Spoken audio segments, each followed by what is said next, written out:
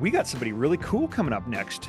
You know who it is? Yes, here he is, my There he man, is. John. John. Oh man, let's talk about this guy for a second. Put your earmuffs on, John. I want to say some things about you. Um, what a great guy. Actually, I had the pleasure of actually spending time in person with him twice in like the last week or so, and at different things we were doing down in New York, New Jersey. What a great guy. But anyway, he is from Flower Hill Auto Body, a family-owned business that's been around and thrived for an impressive 75 years across multiple generations with two locations in the New York area.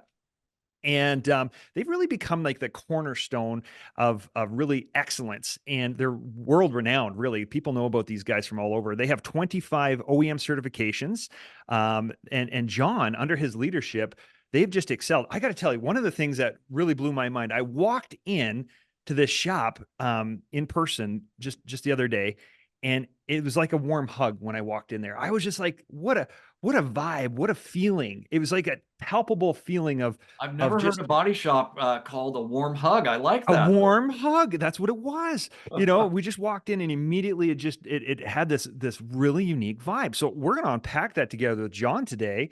John, first of all, thank you for joining us. Really Thank appreciate you. you being It's good to see here. you, my friend. Good How to do see you you as do well, it? guys. How do you do it, John? How do you create this premium experience for your guests? How do you create that body shop warm hug, if you will? It really comes down to two major principles, and it starts off with employee centric. Okay, we try to be as employee centric as we possibly can.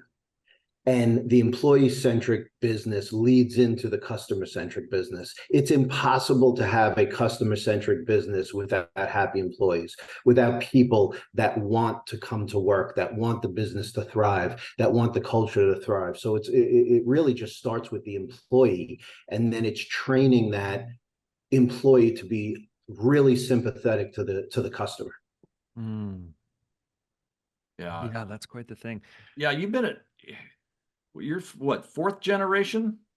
So I'm third generation, and now I have my niece. yeah, She's a production manager in one of my other locations, and she's so fourth about generation. 75 years, if I remember the story right. So 75 years, you are known all over the East Coast as the shop.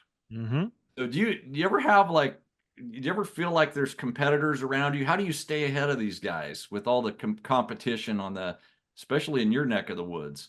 Um, I got Or to do you be even honest think with you. about I it? mean, I, I probably am closer and speak more to and more involved with shops that are on the other side of the country than I am with a guy that's a half mile down the road from me.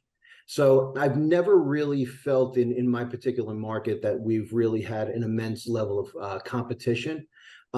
We've tried really, really hard through OEM certification to really stand out in our market, and that was like really one of the most important things to us for the last 20 some odd years, to just kind of get as many OEM certifications as possible, because we very early on saw the value in that. And I think that's really what separated us kind of from everyone else, is that we had that level of certification, and we had that level of expertise and knowledge base, decades before people really understood the value of an OEM certification.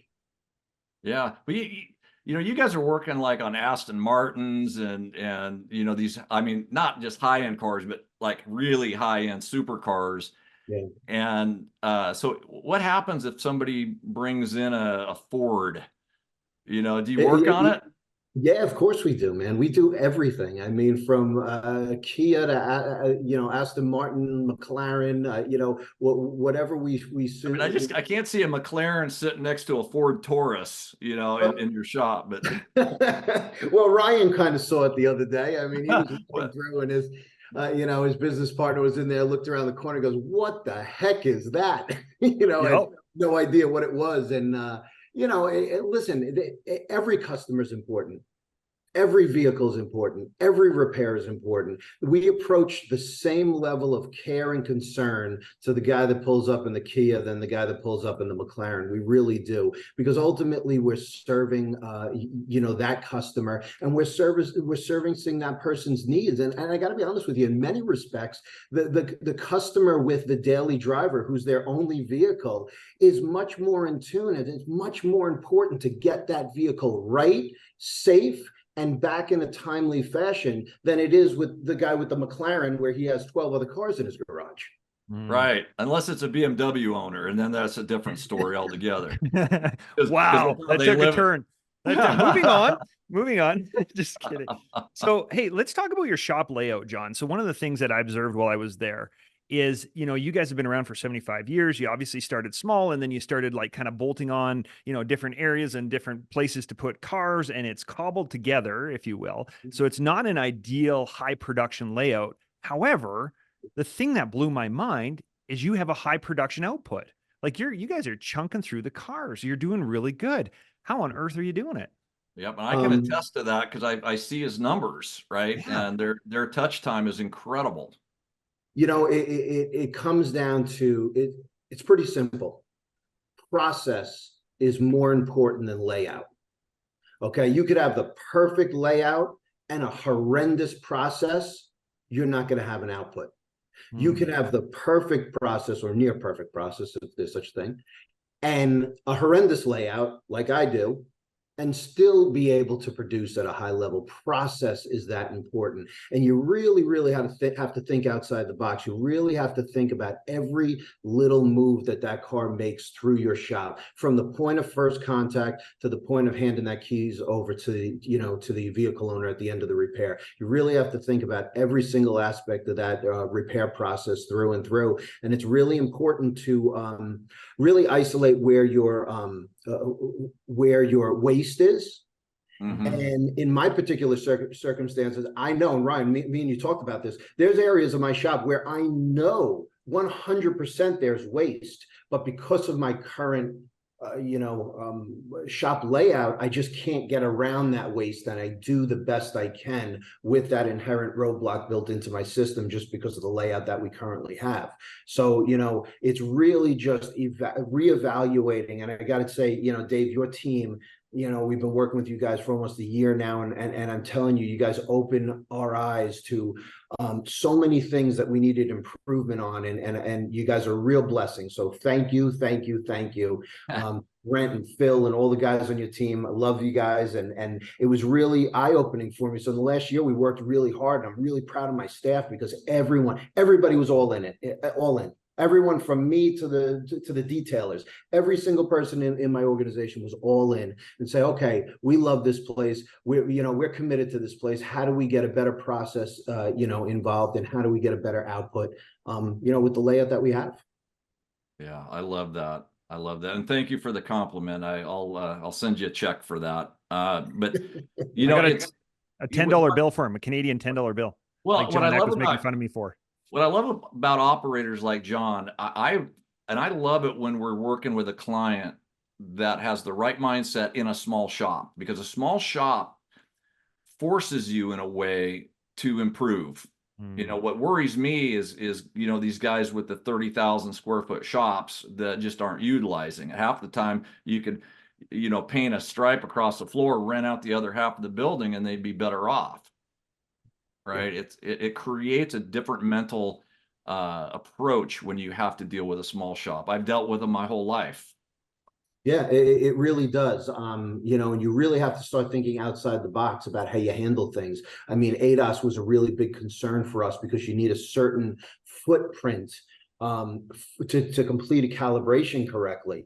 And we were thinking about a lot of different ways about how we were going to do this. And then we were able and fortunate enough to have another piece of property about 7 minutes away, where we opened up our own ADAS facility, where we have a dedicated space for ADAS, and it's nothing but ADAS. When a calibration's not being performed, the door's locked and the garage door's pulled down. That's it, because you need that dedicated space, because there's so many people that are running around saying, okay, it kind of works in this location and we'll do it here. but in the normal course of a day, it's not going to happen there. So you really have to be very, very thoughtful about how you deal with the challenges of ADAS. And, you know, we've been a very big proponent of doing every facet of the repair. I don't want my customer's car leaving my facility for anything, whether it's a wheel alignment, ADAS, you know, vehicle scans, whatever it is. We want to keep everything in-house. That's how we get the best cycle time, the best customer service. You have control of that repair, every aspect of the repair, and it's of the utmost importance. So, you know, any shops that are struggling with, you know, sending cars out for coding or calibration or whatever it may be, do your best to try to capture everything in-house, whether it's another company, you rent another facility, you know, down the road, figure it out, because it really does pay off. Yeah. You know, I wish he was more passionate about what he is. All right, he's already the king of Long Island. That's it. What's next for you, brother? We're super, super, super excited. We're building out basically a shop of my dreams, 30,000 square feet over 2 acres, in just it's a, you know, built from the ground up. I mean, there goes all the innovation, Ryan. But, you know, we're putting in an entire flow that's going to, you know, just be, you know, as efficient as possible. And you know what? Hopefully these questions about an inefficient, you know, layout will be a thing of the past once we open this facility. I'm excited to see what happens when you don't have those inherent built-in restraints. And Yes, it's gonna Never be fun to watch lose that you go. sense of innovation. Never Yeah. lose that sense of innovation, John, because that's what makes you the high performer that you are. One of the reasons. And Yeah. thank you for being here, buddy. Thanks for Thank you, being man. an Love you inspiration to guys. the industry. Love you So good to guys. have Love what you're doing for the industry. Keep it up, and hopefully I'll be able to speak at one of these next year. There Love you you. go. Bet We're you, excited buddy. to hear how it goes. All right, Thanks, John. brother. Appreciate you. Picciano, everybody. Flower. Woo!